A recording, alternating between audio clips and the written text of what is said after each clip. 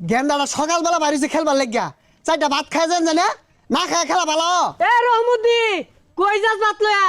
আরে আর কইস না, গেন্দা ফ্রি ফায়ার খেলার লাগিয়া সকালে বাড়িছে না খায়া চারটা ভাত দে তুই, নাইলে তো শরীর দুর্বল হয়ে যাবো, পরে গুলি হলে গুলি লাগতো না।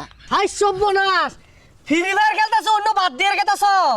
এ তুই কি বুঝবি, ফ্রি ফায়ার খেললা আমার গেন্দা একদিন বাংলাদেশের টপ খেলোয়াড় হইব, কেউরে দাম দিতাম না আমি, কেউরে না। দেখো না খায়া কেমনে খেলতাছে। এ গেন্দা ভাত লইছি চারটা খায়ালো, পরে খেলবা যান, চারটা খায়ালো। আবার পরে খাইতাছি, আই খেলো লই ম্যাচটা শেষ করি।